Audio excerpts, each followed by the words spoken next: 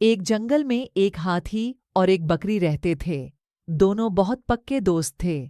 दोनों साथ में मिलकर हर दिन खाने की तलाश करते और साथ में ही खाते थे। एक दिन दोनों खाने की तलाश में अपने जंगल से बहुत दूर निकल गए। वहां उन्हें एक तालाब दिखाई दिया। उसी तालाब के किनारे एक बेर का पेड़ था।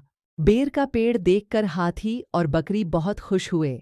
वह दोनों बेर के पेड़ के पास गए। फिर हाथी ने अपनी सूंड से बेर के पेड़ को जोर से हिलाया और जमीन पर ढेर सारे पके हुए बेर गिरने लगे। बकरी जल्दी जल्दी गिरे हुए बेरों को इकट्ठा करने लगी।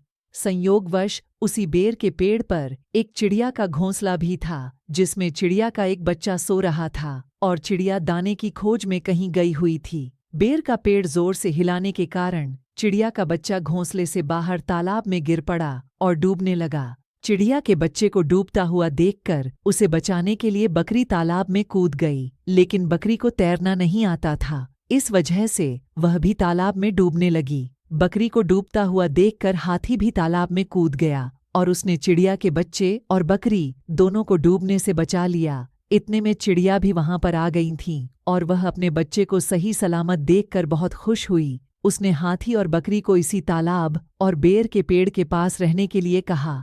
तब से हाथी और बकरी भी चिड़िया के साथ उस बेर के पेड़ के नीचे रहने लगे। कुछ ही दिनों में चिड़िया का बच्चा बड़ा हो गया। चिड़िया अपने बच्चे के साथ जंगल में घूम कर आती थीं और हाथी और बकरी को जंगल में किस पेड़ पर फल लगे हैं इस जानकारी देती थी। इस तरह हाथी, बकरी और चिड़िया मज़े में रहते और खाते पीते थे।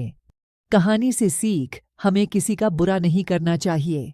अगर हमारी गलती से किसी को परेशानी होती है तो उस गलती को सुधारना चाहिए और मनमुटाव दूर करते हुए एक दूसरे की मदद करनी चाहिए। ऐसे ही वीडियो के लिए बने रहे हमारे चैनल पे।